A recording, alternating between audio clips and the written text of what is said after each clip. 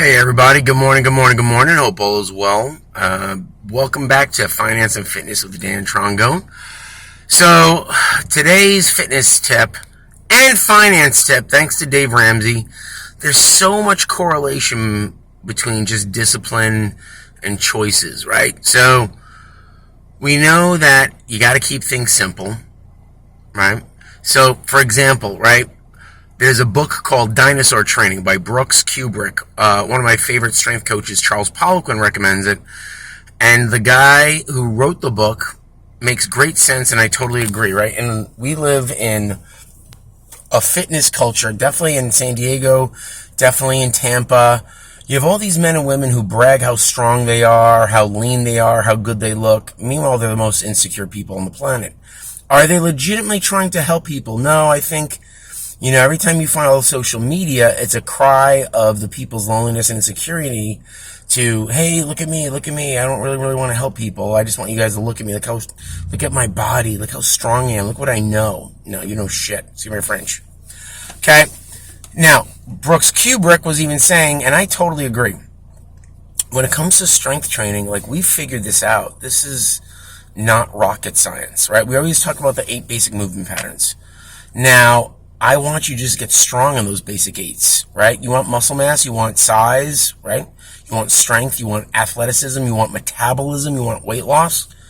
I always say this, get strong in the squats, in the deadlifts, in the lunges, single leg deadlifts, benching, rowing, chin-ups, overhead presses, and use dumbbells.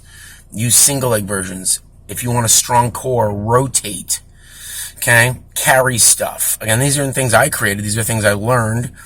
And again, Dan John, Brooks Kubrick, Mike Boyle, Juan Carlos Santana, all these very high-end strength coaches preach this stuff. And do me a favor, practice frequently. Do these exercises 2 to 3 times a week. Whole body weight training, 3 times a week optimal, twice a week bare minimal, will yield so much more strength, bone mass, muscle mass, metabolism boosting than bicep day, tricep day, calf raises. Bodybuilding is a sport. Stop doing a sport if it's not what you like and not what you need for life and health. Now, bodybuilders and powerlifters, all these athletes that train these sports, they're wonderful people. They're hardworking people. They are disciplined, but they're training for their sport. If you're a general health fitness person that wants to reap the maximum rewards of fitness, and even an athlete, do athletic endeavors. And again, strength is a skill, just like a habit. You have to practice it, right? 1 time a week of chest and tries and back and bis is not going to cut it, okay? Practice your squatting, your deadlifting frequently. Practice it. You're pushing and pulling vertically, horizontally, and also carrying and rotating frequently. Again, I highly recommend bare minimum twice a week, maximum 3 to 4 times a week of strength training if you're a general health fitness practitioner or an athlete, and just master that form. And also focus on getting strong with your compound lifts, right? Honestly, I think your compound lift should be 3 to 5 reps, really focusing on building maximum strength safely. In your isolation lifts, like your curls, your triceps, do 2 to 3 sets, right? Just use those as the frosting of your workout, and the cake of your workout should be those compound lifts, right? Same thing with your lifestyle, with your finances. Maximize. Dave Ramsey always says this: if you put a little into investments for retirement, or you put a little bit into savings, you'll end up with a little bit of money. If you prioritize saving, you prioritize investing for the future, you live simple, you live frugal, but you put your priorities in the right area, you'll end up with a lot, right? We live in the greatest country in the world. It's easy to build wealth. Everybody in this country is in the top 1%. If you earn 35 grand a year or more, you're in the top 1% of the world. Do you know that? Not in the United States. If you're the top 1% earner in the world, in the United States, and top 1% earner in the world, yeah, you're the United States. But if you're in the top 1% in the world, compared to other populations, other third world countries, they don't even have, electricity or internet or bathrooms or toilets. Like here in the United States, Joe Biden's giving away money. You can take that free money and invest it. Okay, but honestly, if you earn 35 grand a year and you're debt free and you're a single person and you marry another person who makes 35 grand a year, that's 70 grand a year. That's a lot of money to do smart things with so you get out of poverty.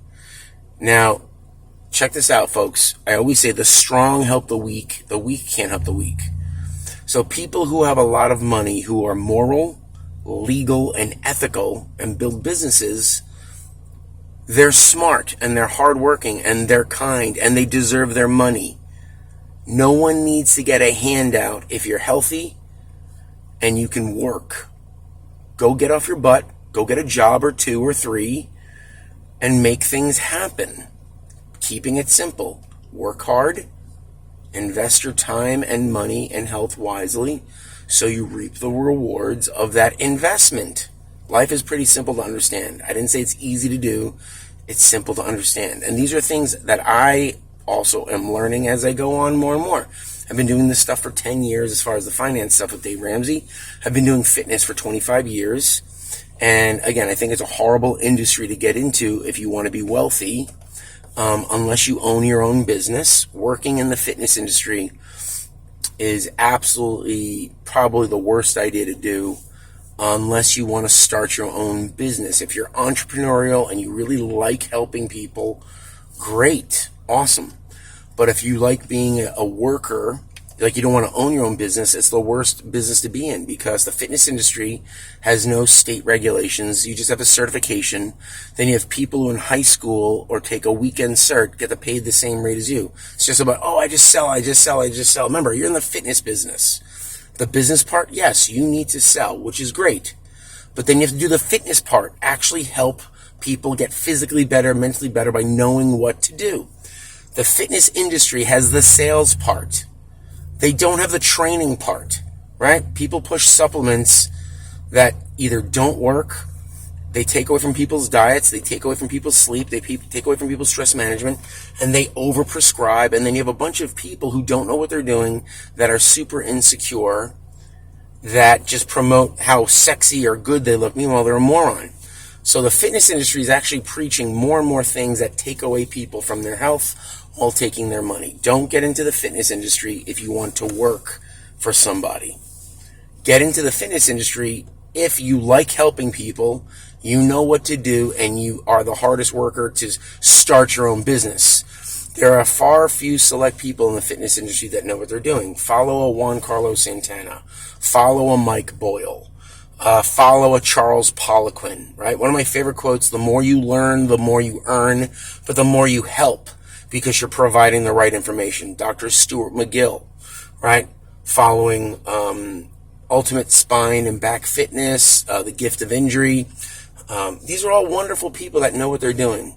Again, if you're spending most of your time flipping through social media, you're not reading a book or an article or listening to a podcast, you're not working on your mind, your body, your spirit, sleeping right, you're in the wrong industry. And how do I know? I was in the wrong industry. I'm still in the wrong industry. I want to get out of fitness, get more into finance, do fitness as a hobby.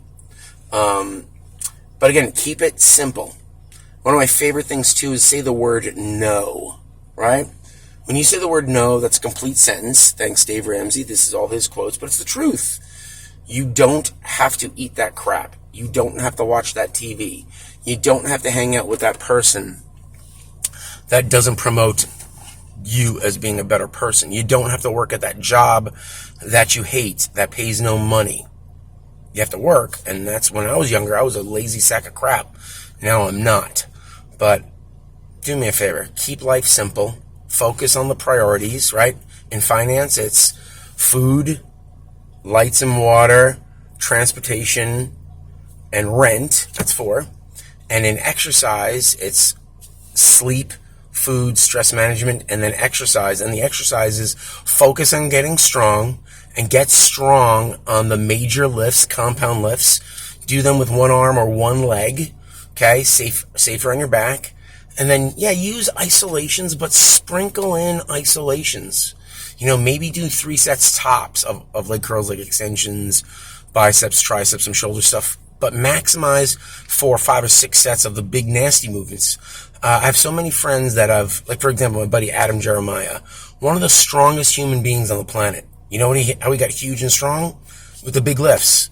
He'll use the isolations just as like frosting, like I said, just to kind of make sure his things are working right. You know, the smaller segments of the arm, like bis and tris and shoulders. He'll do a set to 3 sets tops just to connect with the big stuff, but then maximize the big stuff. Okay?